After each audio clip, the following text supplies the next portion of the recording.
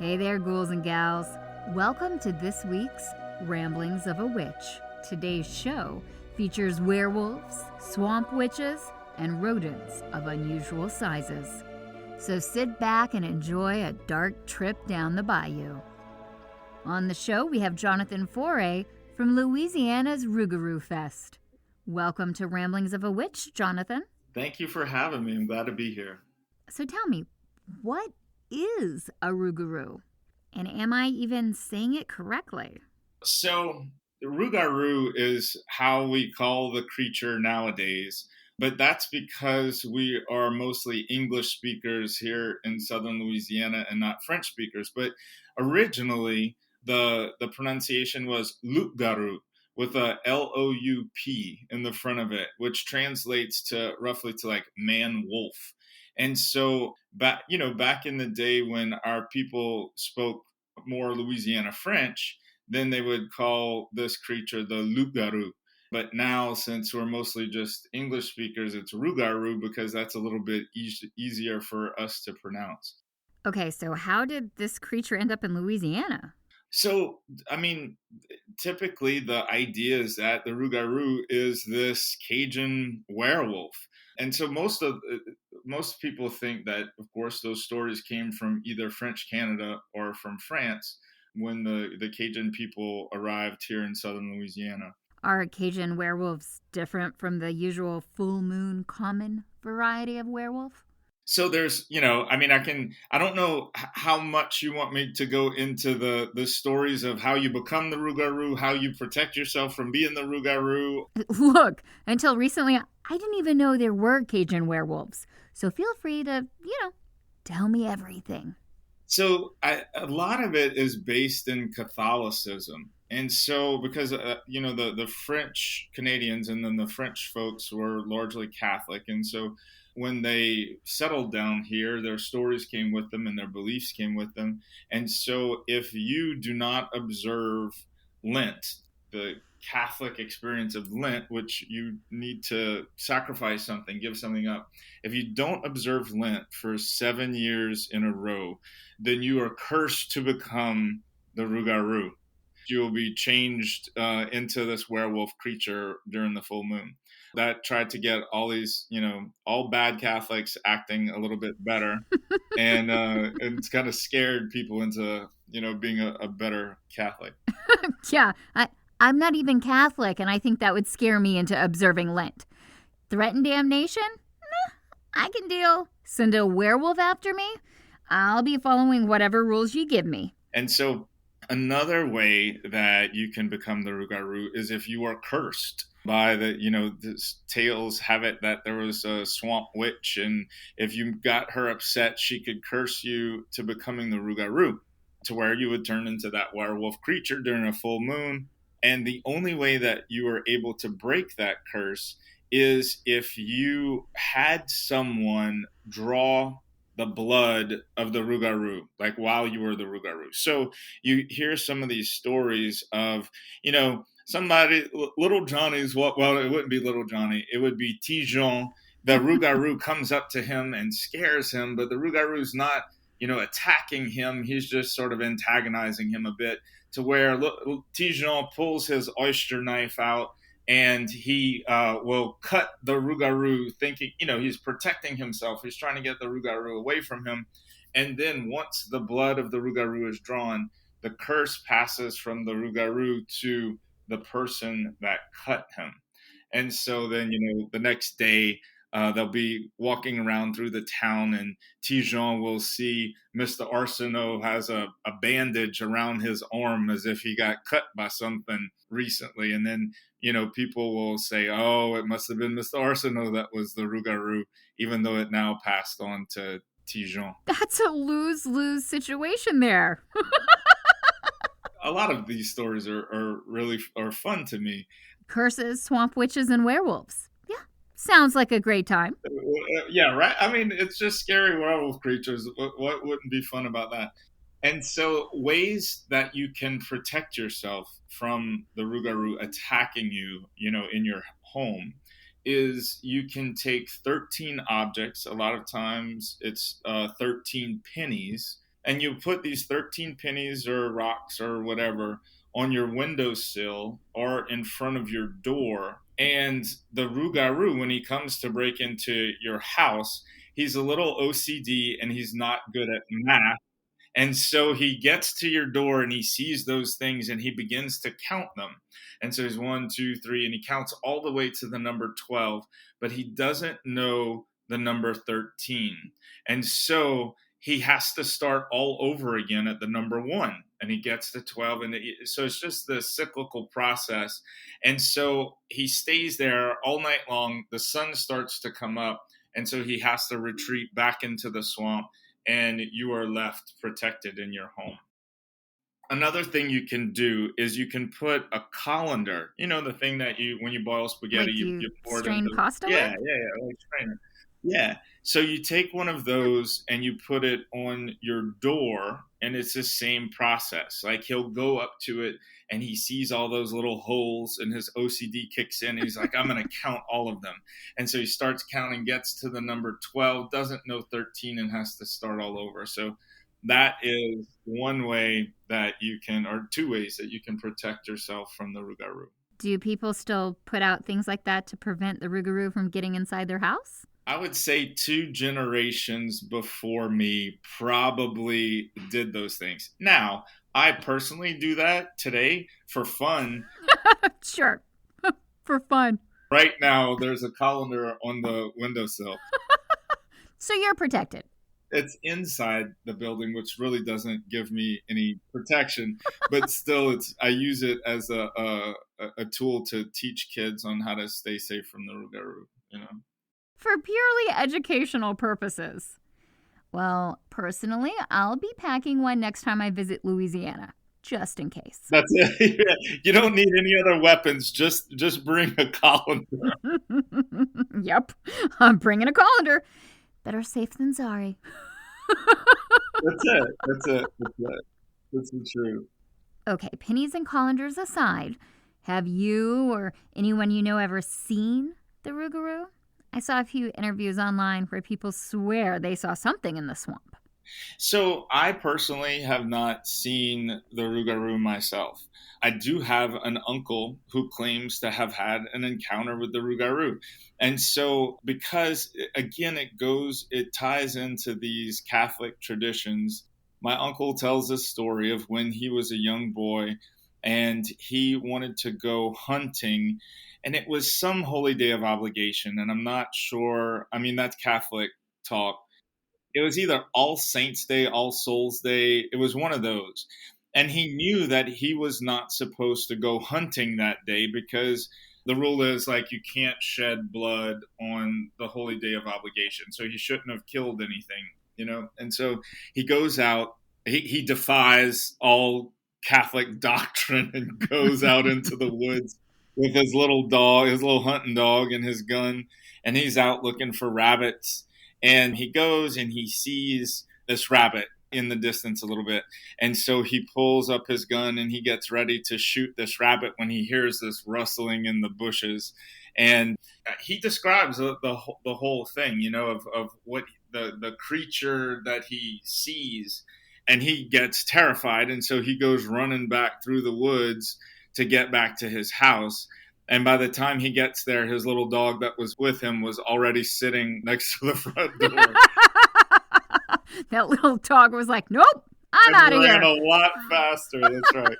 And then I remember my grandfather, and this is a fun part of the folklore and those oral traditions.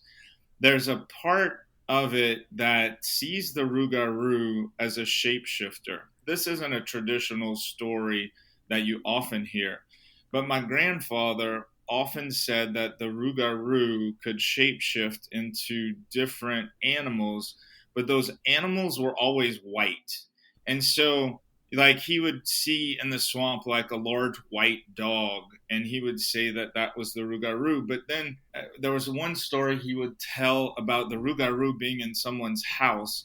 And look, the houses back in the day were, little shacks with no insulation and cracks through the floor and stuff like that. And so the Rougarou was inside the house, and it was jumping from the the rafters in the roof, and they could see it. And it was a white rooster. That was like, I don't hear those versions of the Rougarou often, but every once in a while I'll hear a story of the Rougarou being a shapeshifter, which I always find interesting. Yeah, absolutely. I did some research for the episode, and that was never mentioned in any of the stories I read. This is why you ask the locals.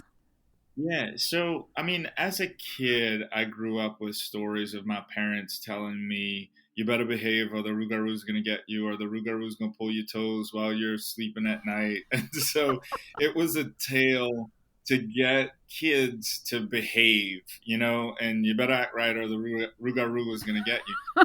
I'm sure it works, too. So, how do you go from being scared of the Rougarou to running a Rougarou festival? I'm the executive director for the Wetlands Discovery Center now, and we were looking for something to do as a fundraiser to help this nonprofit that is mostly about educating K through 12 students about coastal land loss issues and environmental issues that we have here in southern Louisiana, living in the swamp, which is where the Rougarou lives, right?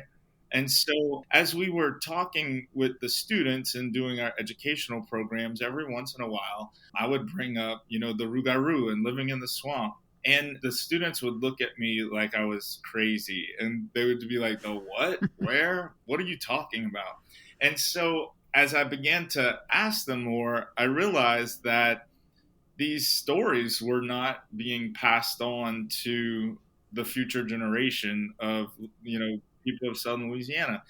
And so it kind of broke my heart a little bit. And I thought, what ways could we, well, again, we were looking for a fundraiser, but what ways could we sort of protect, promote, make aware the folklore of the bayou areas here? And so that's how we sort of landed on, well, let's do a festival about the Rougarou. Because look, if you've been anywhere near Louisiana, you know that this is festival country. There's a smoked meat festival, the strawberry festival, gumbo fest, anything, especially if it revolves around food, then we're going to have a festival around it, right?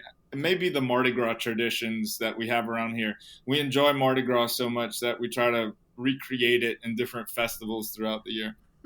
Well, I fully support this. When in doubt, throw a party. We looked around and you know what? Nobody was celebrating the Rougarou, and we thought that was such a shame. And so we decided that we should have a festival. And it's been a beautiful journey because so many people now know the stories of the Rougarou, and the kids are doing little diorama school project. Look, I've got like 3 or 4 of those things in my office right now because the kids will go do a diorama, and it's a little Rougarou in a swamp in a shoebox with a little trapper's cabin and stuff like that. That's amazing. Yes. You created a way to keep your local traditions and stories alive and celebrate your heritage and share with the world this really fascinating and unique folklore. It would be very sad to not know that there are cursed swamp werewolves living out in Louisiana. Right. Yeah, well, why not? Why not have a swamp werewolf, right? So how long have you been throwing the festival? So this will be our 11th year. So this is the 11th annual Rougarou Fest. So we've been at it for a while now. The first year that we did the festival, it was a Friday afternoon, and it was from 5 to 10 o'clock in the afternoon. And we got such a great response from that. The next year we did it on a Saturday and did it for all day long on Saturday. And so fast forward to 11 years, and this year we're Friday, Saturday, and Sunday now. So it's a 3 days of having a lot of fun. It does sound like a lot of fun. The moment I discovered that this existed, I knew I had to attend. But when I was looking up photos of the event, I saw something I have to ask you about. He's even on the 2021 poster for Rougarou Fest. Tell me about Beignet. Oh, Beignet. He's so, it's a tragic love story. Beignet is my pet nutria, And nutria are an invasive species here in Louisiana, and they are responsible in part for some of the challenges that we have in coastal Louisiana because they eat the marsh grass and the roots that are holding our dirt in place.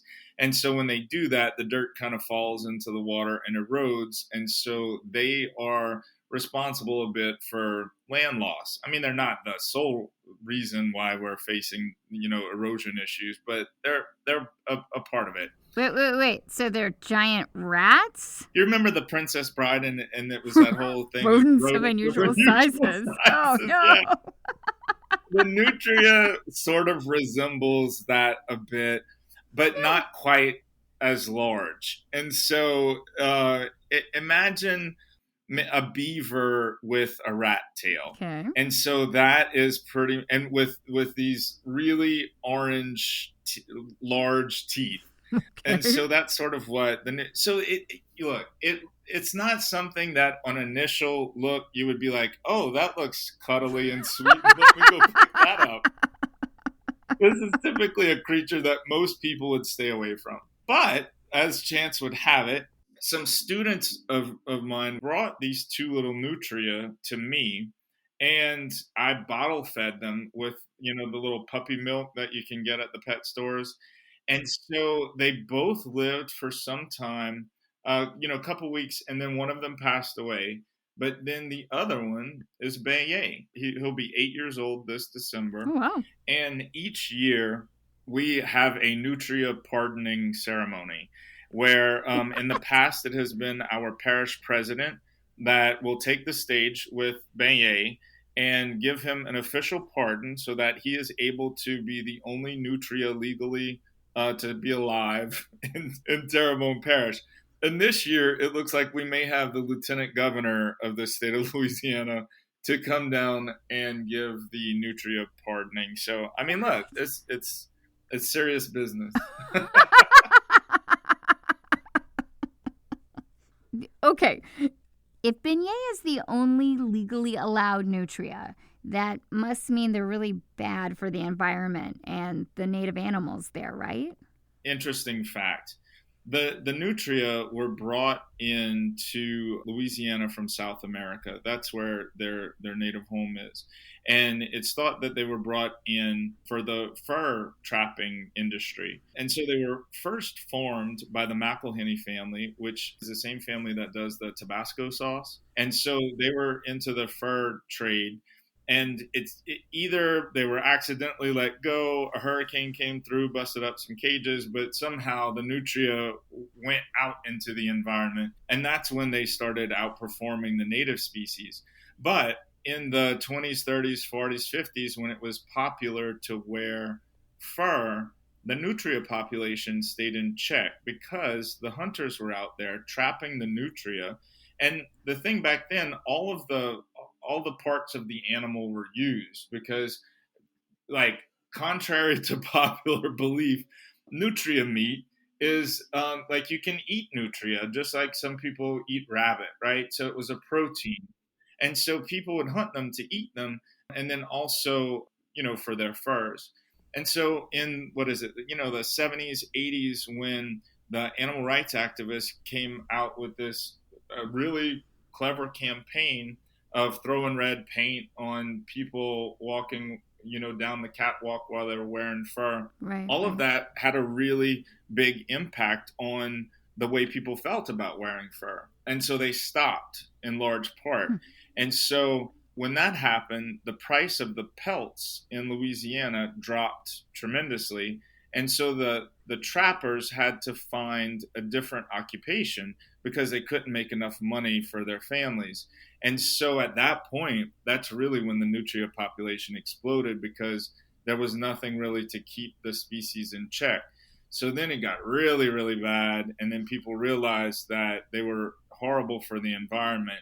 It's kind of unfortunate now because there's a large amount of nutria that are killed each year, and nothing happens to that resource, if resource is the right word even to use. Like, before, they would be used for clothing and food, and now, I guess it's just alligator food or the crab. I'm sure there are animals out in the marsh that'll feed off of them, but Oh, okay. So that's what you meant when you said tragic love story with beignet. Because, they're just going about living their little nutria lives. They don't understand that they're causing havoc on the environment. yeah, it's interesting how all that kind of changed around. Because I'm an animal lover, 100%, and so that's why I love having beignet. Who his name is beignet because he is sweet like powdered sugar. That's how he got Aww. his name.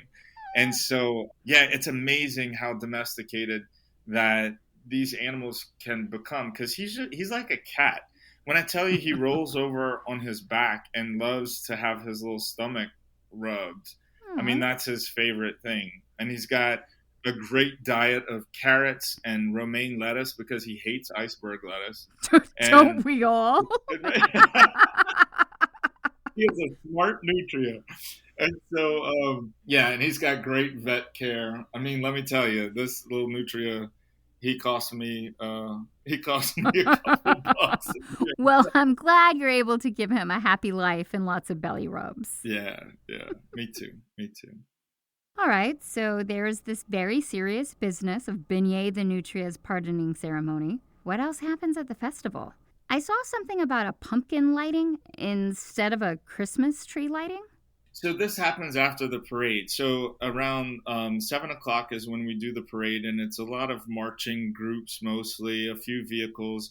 We also have people that decorate their boats as floats. So as you can imagine, we're in southern Louisiana, and pretty much everybody has a boat because people go fishing. And so they'll take their boats and decorate them for Halloween. And then they'll be a part of the parade. They'll put all their family and friends in the back of the boat, and they throw candy to the people that are watching the parade. So that's a lot of fun. And then after the parade is when we do the pumpkin lighting. So it's this gigantic inflatable pumpkin, and we have the Rougarou witches along with the kids that are around. They all gather around the pumpkin and they chant this spell. And then if they chant it loud enough, and it may take one or two tries to really get loud enough, then the pumpkin will illuminate, aka I flip the switch. No, don't say that. It's magic. It's the All chanting. magic. It is magic. And it's just a lot of fun. It's a lot of fun. We also have a narrative stage. This goes back to sort of the connection to the culture and the celebration of the stories. We have panel discussions throughout the day on different topics that relate to culture. For example, in the past, we've had discussions on medicinal plants. We have several Native American tribes in the area and several, tradition bearers that sort of identified certain plants that they can use for different medicines. And so we've had people discuss that on a panel on this stage, and folks coming to the festival can sit and listen to those discussions and then also ask questions. We've also had Rougarou storytellers come to that stage, and we've had conversations about Louisiana French because unfortunately it's really a dying language. My grandmother spoke Louisiana French as a first language and spoke broken English. My mom was bilingual because she grew up speaking French first and then learned English. But then for me, my parents used French as sort of a code language. When they didn't want me to understand something, then they would speak in French. And so that's a big challenge for us here in wanting to keep that language alive. And so, we'll have a panel on Louisiana French and efforts to have sort of a renaissance of the language. And so that's a really important part of the festival, too. Equally important is the Pop Rouge ice cream. I've never heard of that, but you had me at ice cream, so tell me more. Yeah, that's really why people come to the festival is the food. There's such delicious food there. Pop Rouge ice cream is a traditional ice cream made with strawberry soda that it's just delicious. And because Sounds we delicious. grow up with that living down the bayou. And let me explain that real quick. We don't have north, south, east, and west in southern Louisiana. We just have down the bayou, up the bayou, or across the bayou. And across the bayou just depends on what side the bayou on if you're going east or west. So when I say like when we grow up down the bayou, it means like we're in the southern part of the parish where the true heart of Cajun culture is. I was fortunate enough to grow up down the bayou. And so Pop Rouge ice cream was something that we all enjoyed during the summertime. So having that flavor at the festival is really a treat. We do beignets and seafood gumbo and shrimp jambalaya and fried catfish and fish courtbouillon and alligator sauce piquant. So it's all those things that, like, if there was a comedy of a Cajun film, you know, and they were like, well, what foods do you have? Like, it's all those foods that you would imagine. Okay, I am so hungry now. That's it. That's it. It's really good. Yeah, I want to try all of it. See, that's a reason to go to the festival right there. Now let's rewind this conversation just a little. You said there were swamp witches in the parade. And since you're on Whispers of a Witch, I really need to hear more about these witches. One year we had a group of ladies who came up and said, we'd like to dance for the parade and we're going to be the Rougarou witches. And so it may be, I'd say probably about 20 to 30 ladies got together and did this little dance routine as they, danced through the streets of Homa.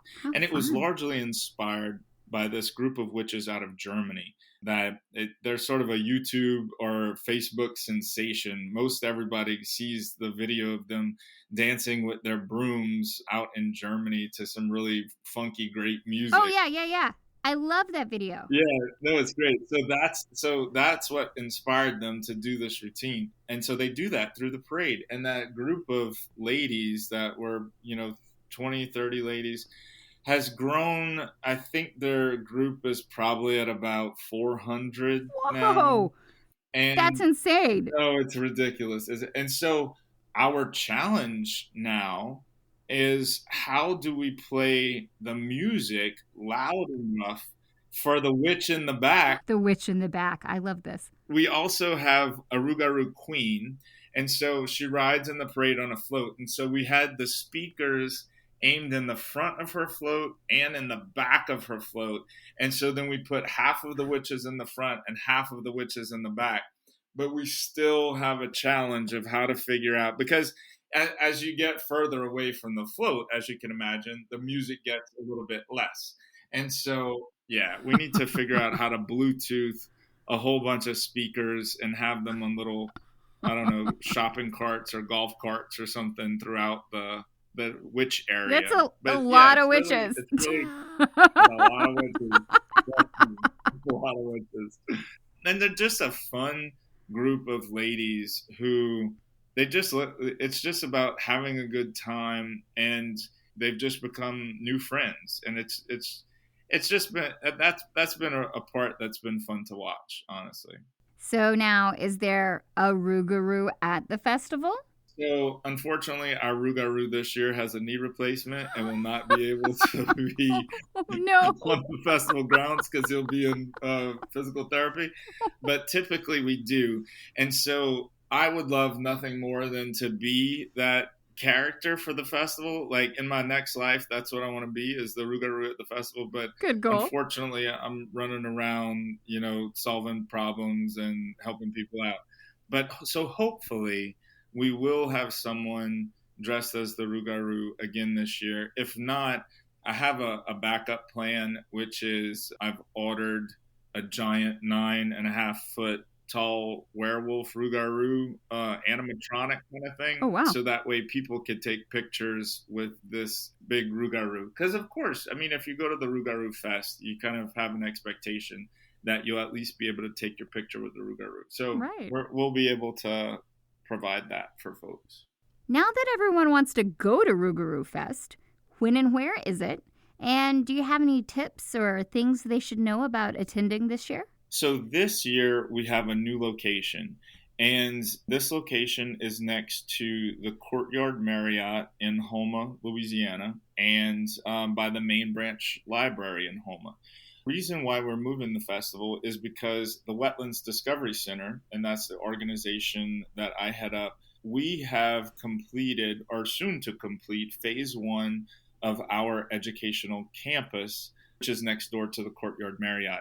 So these are going to be the new home to the festival, because we have an outdoor pavilion that has restrooms there and a live wetlands exhibit. So it has all these native Louisiana plants, and so it's an educational resource that we're going to be able to use for our students, but it's also going to be a nice place for visitors to come and really get a feel for what down the bayou feels like without having to go all the way down the bayou or put yourself in treacherous situations that may have venomous snakes or alligators. Or Rougarou. Yeah, not our Rougarou, right? Not to say that there won't be those things, making their way into our habitat once it's established, but it's probably a little bit safer. And so we'll be there. And what's nice about this location is that the hotel is doing a Rougarou rate. And so they normally will charge, upwards toward $300 for a room.